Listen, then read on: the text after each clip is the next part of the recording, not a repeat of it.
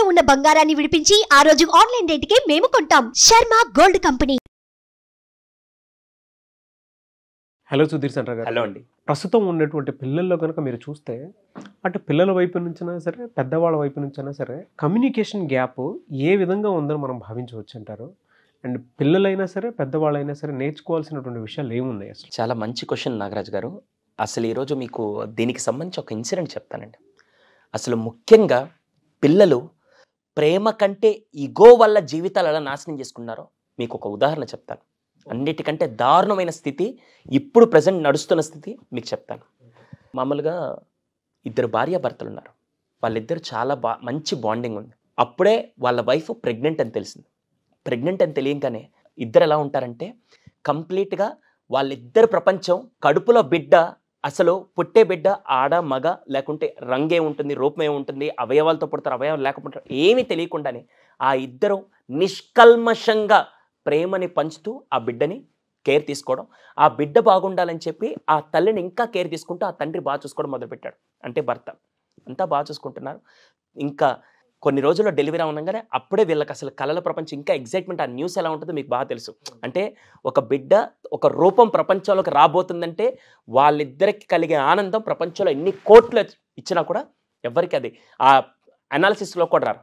అటువంటి థింగ్లో ఈ తండ్రి ఎప్పుడెప్పుడు నా బిడ్డను చూద్దామని చెప్పి తండ్రి ఎదురు చూస్తూ ఉంటే ఈ తల్లి డెలివరీ రూమ్కి వెళ్ళి బిడ్డకి జన్మనిస్తూ ఆ పురిటి నొప్పులు తట్టుకోలేక ఆ తల్లి చనిపోయిందని చెప్పి బిడ్డని తీసుకొని వచ్చి నేరుగా తండ్రి చేతిలో పెట్టగానే ఒక్కసారి ఊహించుకోండి, అప్పటిదాకా భార్య నాతో పాటు జీవిత భాగస్వామిగా జీవితాంతం ఉంటుందని తెలిసే భార్య ఆ పురిటి నొప్పులు తట్టుకోలేక చనిపోయిందని బాధపడే లోపల ఒక బిడ్డని తీసుకొని చేతిలో పెడితే ఇంకా ఈ బిడ్డని ఎలా పెంచాలి, ఎలా పోషించాలనే ఒక భయంతో కూడిన బాధ్యత ఆ తండ్రికి స్టార్ట్ అవుతుంది. కానీ ఆ భార్య చనిపోయిందని బాధ దానికంటే ఈ బిడ్డని చాలా జాగ్రత్త చూసుకోవాలన్న ఒక బాధ్యతతో ఆ కూతుర్ని, పుట్టిన కూతుర్ని చాలా అద్భుతంగా తన ప్రపంచం తనే అని తెలుసుకొని నీట్గా చూసుకోవడం మొదలుపెట్టాడు. ఎక్కడ ఇంకో పెళ్లి చేసుకుంటే నాకు భార్య అయితే వస్తుంది కానీ తనకి ప్రాపర్గా తల్లిని ఇవ్వలేనని చెప్పేసి పెళ్లి కూడా చేసుకోకుండా ఆ తల్లిని తన ప్రపంచంగా చూసుకుంటూ, అంటే ఆ పుట్టిన బిడ్డని తన ప్రపంచంగా చూసుకుంటూ బతకడం మొదలుపెట్టాడు. ఒక్కసారి ఊహించుకోండి, ఉదయం లేచిన దగ్గర నుంచి ఆ పాపని స్నానం చేపించడం అవ్వచ్చు, తినిపించడం అవ్వచ్చు, నడిపించడం అవ్వచ్చు, అన్నీ నీట్గా చేసుకుంటూ రోజు తను బిజినెస్ పార్టీకి బిజినెస్ చేసుకుంటూ తనను కూడా చూసుకుంటూ అన్నీ బాగా చేసుకుంటున్నాడు. చిన్నప్పటి నుంచి తనను బయటికి తీసుకెళ్ళేవాడు, సైకిల్ నేర్పించాడు, అన్నీ చేస్తుంటే అసలు వాళ్ళిద్దరిని చూస్తుంటే చుట్టుపక్కల వాళ్ళందరూ ఈర్ష కలుగుతూ ఉండేది. అరే వీళ్ళిద్దరూ ఇంత మంచి బాండింగ్ ఎలాగో, అసలు తండ్రి కూతుర్లో ఇంత బాగుంటారని చెప్పే విధంగా వాళ్ళిద్దరు బాండింగ్ బాగుంది. 6th, 7th, 8th క్లాస్ దాకా వెళ్తుంటే వాళ్ళిద్దరిని చూసిన వాళ్ళందరూ తండ్రి కూతుర్ని అనుకునే వాళ్ళు కాదు, ఒక ఫ్రెండ్స్ లాగా, బెస్ట్ ఫ్రెండ్స్ లాగా అలా ఉండేవాళ్ళు.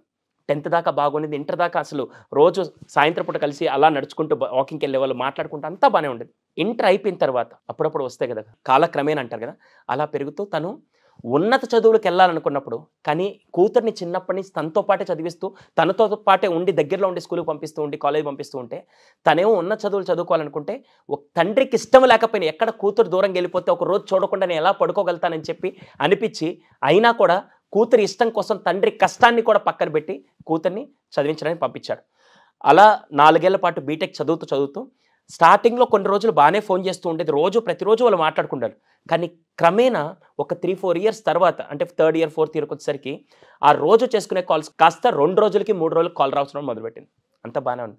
తర్వాత మళ్ళీ చదువు పూర్తయిపోయి వచ్చిన తర్వాత తను ఇంకా ఏదన్నా జాబ్ చేస్తే బాగుంటుందని తన కల ఉంటే తండ్రి ఏంటంటే నువ్వు ఎందుకమ్మా జాబ్ చేయడం, మనకి బిజినెస్ ఉంది కదా, నువ్వు హ్యాపీగా ఇక్కడ చూసుకుంటే, లేదు నాన్న నీ బిజినెస్ చూసుకోవడం కాదు, నేను స్వతహాగా నా కాళ్ళ మీద నిలబడి నేను సంపాదించాలని చెప్పి తండ్రిని ఒప్పించి మరి సరే కూతురి కంటే నాకేమి ఇష్టం లేదు, కూతురే ఏ చేస్తే నాకు అది ఓకే అని చెప్పి మళ్ళీ తన ఇష్టాన్ని పక్కన పెట్టి కూతురిని ఉద్యోగం కోసం ఇంకో ప్రదేశాన్ని పంపిస్తే అప్పటిదాకా 2 రోజులు 3 రోజులు కాళ్ళు కాస్త ఇప్పుడు వారం 10 రోజులు తండ్రి ఫోన్ చేసి కూతురుతో మాట్లాడదు, ఇంకా నాకు ఎవ్వరు లేరు ఇంట్లో, నేను ఒక్కడనే కదా, కూతురుతో మాట్లాడదని ఫోన్ చేసినప్పుడల్లా కాల్ కట్ చేసి నేను బిజీగా ఉన్నానంటే సరే నా బిడ్డే కదా బిజీగా ఉండని, తను ఎదగాలి కదా అని చెప్పి ఆలోచిస్తూ ఇంకా కూతురు మీద ఉన్న ప్రేమని గుండెల్లో పెట్టుకొని ఆ గుండె భారం అవుతున్నా కూడా ఆ కూతురు కోసం ఎదురు చూస్తున్నాడు. ఇంకా అలా 2 సంవత్సరాలు గడిచిపోయిన తర్వాత కూతురు పెద్దదవుతుంది, ఏదైనా పెళ్లి చేస్తే బాగుండు, అసలు ఏంటి మాట్లాడదాం, తన ఇష్టం ఏంటో తెలుసుకుందాం అని చెప్పి ఒకరోజు ఫోన్ చేసి, తల్లి ఒకసారి ఇంటికి వస్తావు అనగానే, ఈరోజు నా కూతురు వస్తుందని చెప్పింది, వస్తుందని చెప్పేసి ఇంట్లో అన్నీ రెడీ చేసి పెట్టి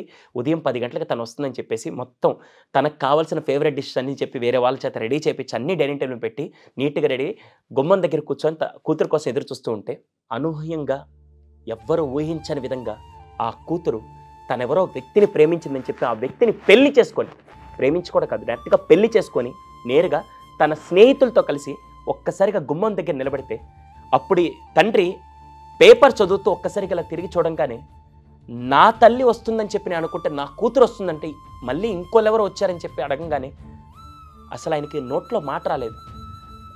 ఏంటి తల్లి అనేసరికి, ఏం లేదు నాన్న, నేను ఇతను చాలా క్యాజువల్గా చాలా రొటీన్గా నేను ఇతను 6 ఏళ్ళ నుంచి ప్రేమించుకున్నాం, సో మీకు చెప్తే మీరు ఒప్పుకుంటారు లేదని నేను పెళ్లి చేసుకొని వచ్చానంటే, అదేంటి తల్లి, నాకు ఉండేది నువ్వు ఒక్కదానివే కదా, నీ ఇష్టాన్ని నేను ఎప్పుడు కాదన్నాను, అంటే నాకు చెప్పడానికి కూడా నీకు ఇష్టం లేదు అంటే నేను ఇష్టం లేదంటే, లేదు నీ ప్రేమ ముందు నాకు ఎందుకో చెప్పాలని అనిపించలేదు, ఇంకెందుకో నాకు అతను చాలా నచ్చాడు, నేను పెళ్లి చేసుకుంటా అంటే, ఒక పక్క తండ్రి గుండెల్లో బాధని గొంతు దాకా వచ్చినా కూడా ఎక్కడ కోపంగా అరవలేక, అరిస్తే మళ్ళీ కూతురు ఎక్కడ బాధపడుతుందని చెప్పి శివుడు కంఠంలో విషం మింగినట్టు ఒక్కసారిగా ఆ బాధని గొంతు దగ్గరే పెట్టుకొని తన బాధని బయటికి ఎలా అయినా వ్యక్తపరచాలని చెప్పి బెడ్రూమ్లోకి వెళ్ళి కొద్దిసేపు ఏడ్చేసి వద్దామని చెప్పి బెడ్రూమ్లోకి వెళ్ళి ఏడ్చి మళ్ళీ వెనక్కి వచ్చేసరికి ఎవ్వరు లేరు, కూతురు లేదు, పెళ్లి చేసుకొని వచ్చిన భర్త లేడు, తన ఫ్రెండ్స్ ఎవ్వరు లేరు. ఇంత నాకేం పర్లేదు, నాకు నేను ఉన్నా కదా అని చెప్పి కూతురు వెళ్ళిపోయింది. అరే అసలు నేనేం చేశాను, అసలు నేనేం చేయలేదు, అసలు నా కూతురే ప్రపంచంగా ఉంటే ఈరోజు ఏంటి ఇలా చేసిందని చెప్పి ఒక్కసారికి అర్థం కాలేదు తనకు. తను ఇంకా షాక్లోనే ఉన్నాడు.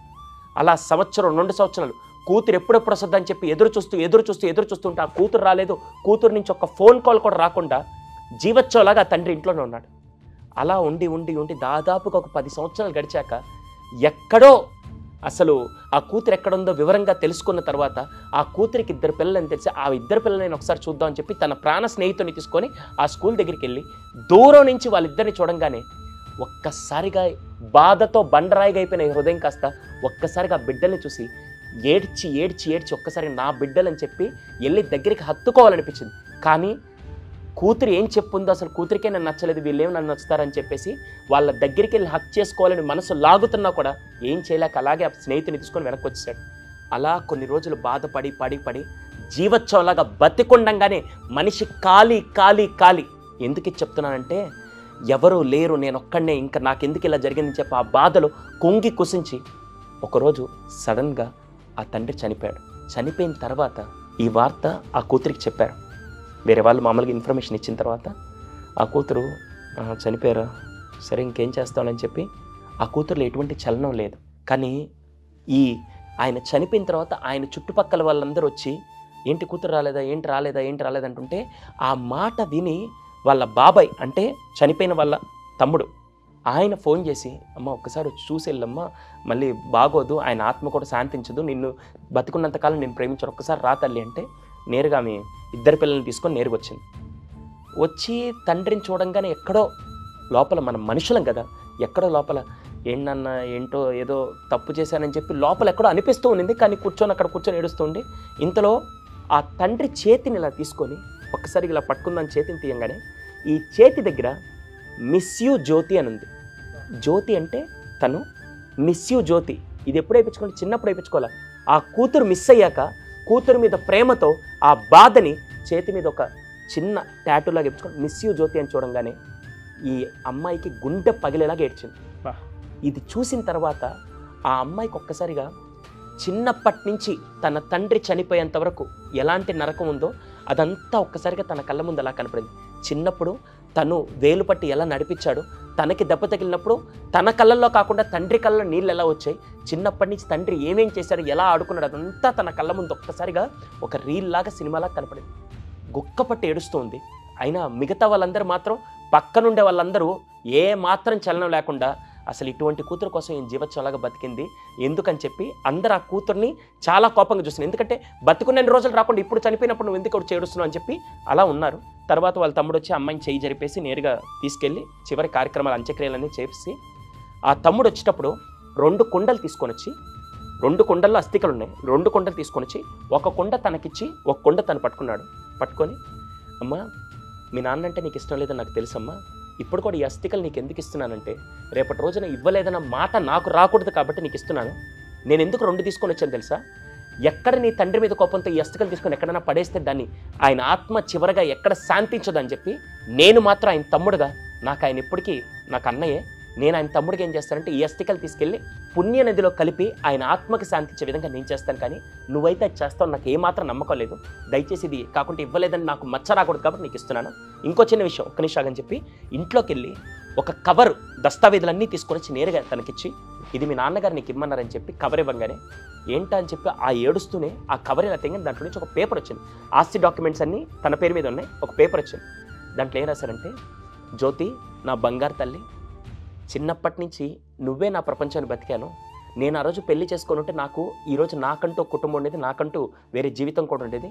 కానీ నువ్వే నా ప్రపంచాన్ని బతికితే ఈరోజు నీకు ఎవరో ప్రేమ దగ్గరైంది చెప్పి నన్నే వదిలేసి వెళ్ళిపోయి అసలు ఈ తండ్రి బతుకున్నాడా లేదని జీవితంలో వెనక్కి తిరిగి కూడా చూడకుండా మనిషి కాలిపోతున్నాడని తెలిసినా కూడా నువ్వు ఆ కాలే బాధను కూడా నువ్వు పట్టించుకోలేదంటే నాకెక్కడో ఇంకేం చేయలేని పరిస్థితి.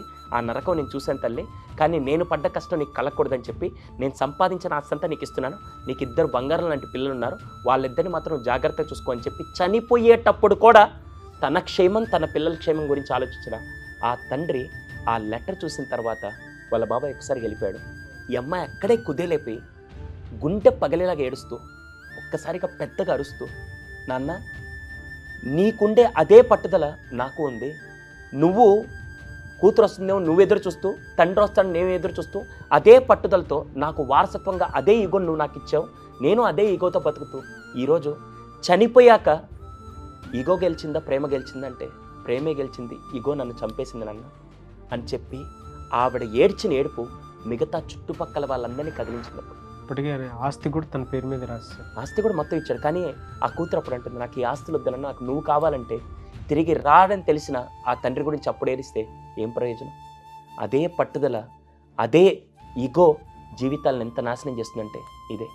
ఈరోజు కొన్ని వందల వేల మంది కుటుంబాలు ప్రేమించి పెళ్లి చేసుకొని లేకుంటే అక్కడి నుంచి వెళ్ళిపోతూ ఆ తల్లిదండ్రుల జీవోత్సవలాగా వెనకాల వదిలేసి వెళ్ళిపోతూ ఉంటే చూస్తే ఎక్కడ మళ్ళీ వెళ్ళి వస్తే బాగుండని చెప్పి తల్లిదండ్రులు ఎదురు చూస్తున్నారు, వాళ్ళు వస్తే బాగుండదని పిల్లలు ఎదురు చూస్తూ ఆ ఇద్దరి మధ్య గ్యాప్తో జీవోత్సవలాగా బతికేస్తున్నారు. ఈరోజు ఎన్నో కౌన్సిలింగ్ కేసెస్లో అవన్నీ నరకాలు చూస్తున్నప్పుడు ఏంట్రా ప్రేమల కంటే ఈగోలు అంత గొప్ప, ముష్టి 3 అక్షరాల పదంతో జీవితాలంతా నాశనం చేసుకున్నంత గొప్పవండి. చాలామంది పేరెంట్స్కి దూరంగా ఉండేటువంటి పిల్లలు వీడియో చూసిన తర్వాత అయినా సరే నన్ను కనీ పెంచినటువంటి పేరెంట్స్ గొప్పవాళ్ళు, ఆ మనుషులు నాకు ఇంపార్టెంట్ అనుకోవాలి, ఈగో అని కాకుండా. అటు ఆడపిల్లైనా సరే మగపిల్లలైనా సరే పేరెంట్స్ని వదిలేసి దూరంగా ఉండేటువంటి వాళ్ళు ఉన్నారు. ఒక క్షణం ఆ గీత చేరుపు ముందుకెళ్ళాలని మాత్రం మనస్ఫూర్తిగా కోరుకున్నాను సార్. బట్ నీవేస్ థ్యాంక్ యూ అండి. Thank you so much Sudheer Chandra గారు. థ్యాంక్ యూ అండి. చాలామంది ఆన్లైన్ క్లాస్ అడుగుతున్నారండి. అంటే అటు పిల్లలు దాంతోపాటు పేరెంట్స్కి ఉపయోగపడే విధంగా ఒక కోర్స్ అయితే అడుగుతూ ఉన్నారు.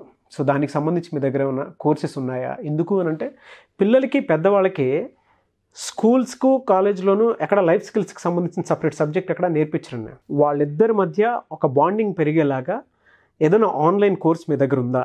షూర్ నాగరాజు గారు, యాక్చువల్గా మేజర్గా మీరు చెప్పిన పాయింటే, ఏదైతే పిల్లలకి పరిపూర్ణమైన విద్యను అందించాలన్నప్పుడు వాళ్ళకి చదువు అయితే వస్తుంది కానీ వ్యక్తిత్వంతో కూడినది లేకుంటే బిహేవియర్తో కూడింది క్యారెక్టర్తో కూడింది రావట్లేదు.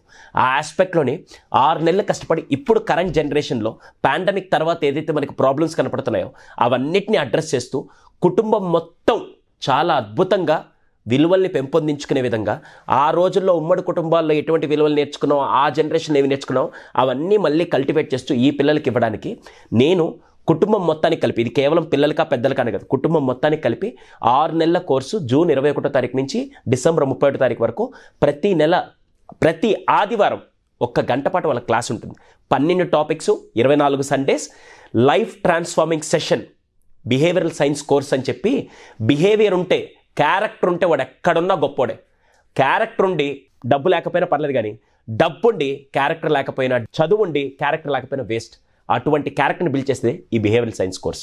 విలువలతో కూడుకున్నటువంటి జీవితం వాళ్ళకి అందివ్వాలి అని అంటే కోర్సులో జాయిన్ అవ్వాలంట. హ్యాపీగా ఈ స్క్రీన్ మీద కనపడే నెంబర్కి కాల్ చేస్తే అది ఎంత నామినల్ ఫీజు చూసిన తర్వాత మీరే ఆశ్చర్యపోతారు. ఇంత లెంతీ కోర్సు వీళ్ళు ఎందుకు ఇంత ప్రైస్కి ఇస్తున్నారంటే ప్రతి మధ్యతరగతి కుటుంబం కూడా విలువలతో గొప్ప ఆనందమైన జీవితం గడపాలని చెప్పి మన లక్ష్యం. అంతేనండి. Fantastic and thank you sir, thank you so much Sudheer Sandra గారు. ఎందుకంటే వాళ్ళ పిల్లలకి అది చాలా అవసరం. స్కూల్స్లోనూ కాలేజ్లోనూ లైఫ్ స్కిల్స్కి సంబంధించి ఏది నేర్పించడానికి అప్పుడు జనరేషను స్వతహాగా నేర్పించారు. ఫిజికల్ వర్క్ ఎక్కువ ఉండేది, దాంతోపాటు పొద్దున్న సాయంత్రం వరకు చేయడానికి పని ఒకటి దొరికేది. కాబట్టి ఆ స్ట్రెస్లోనూ ఇంకొక దాంట్లోనూ తెలియకుండానే మళ్ళీ నెక్స్ట్ డే వర్క్లోకి వాళ్ళు పడిపోయేవాళ్ళు. ఇప్పుడు వాళ్ళు ఏంటంటే వర్క్ ఆన్లైన్ అయిపోవటం వల్ల ఆప్షన్స్ చాలా ఎక్కువైపోయాయి. అండ్ దానితో పాటు ఇప్పుడున్న జనరేషన్ పిల్లల్లో మైండ్ సెట్ చాలా మారిపోయింది. ఆప్షన్స్ ఎక్కువైపోవటం వల్ల ఏమవుతుందనంటే జీవితంలో పేరెంట్స్ని కూడా ఆప్షన్స్గానే తీసుకుంటున్నారు తప్ప వాళ్ళకంటూ లేదు ఇది వాల్యూతో కూడుకున్నది, నేను ఇక్కడ టైం స్పెండ్ చేయాలి, నేను ఇక్కడ టైం స్పెండ్ చేయకూడదు అనేటువంటి ఆలోచన లేదు చాలామంది పిల్లలు. అటువంటి వాళ్ళకి తెలుగు రాష్ట్రాల్లో ఇది చాలా మంచి కోర్స్. ఇది ఒక 6 months అని అంటే చిన్న విషయం కాదు.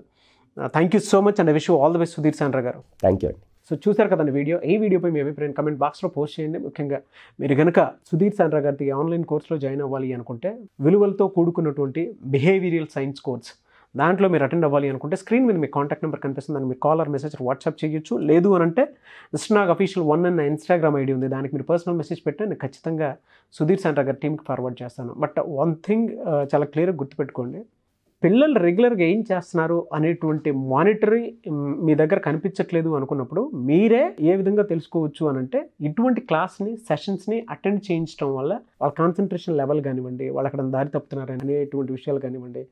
సో సుధీర్ సాండ్రా గారితో ఒకసారి కూర్చొని మాట్లాడటము, లేదు ఆ క్లాసెస్లో డిస్కస్ చేయటం చేస్తే ఖచ్చితంగా మీకు క్లారిటీ వస్తుంది. ఆ విధంగానే సరే 6 months మీరు సుధీర్ సాండ్రా గారితో ట్రావెల్ అవ్వడానికి అవకాశం ఉంటుంది. సో ఆసక్తి కలిగిన వారు ఎవరైనా సరే ఎన్రోల్ చేసుకోవాలనుకుంటే స్క్రీన్ మీద కనిపిస్తున్న నెంబర్కి కాల్ ఆర్ మెసేజ్ వాట్సాప్ చేసి ఎన్రోల్ చేసుకోండి. అండ్ ఈ వీడియో లైక్ చేయండి, షేర్ మాత్రం తప్పకుండా చేయండి. ఇలాంటి మరిన్ని వీడియోస్ కోసం మా ఛానల్ ఫాలో అవ్వండి. Thank you. సుమన్ టీవీలో మీ పర్సనల్ అండ్ బిజినెస్ ప్రమోషన్స్ కోసం కింది నెంబర్కి కాంటాక్ట్ చేయండి.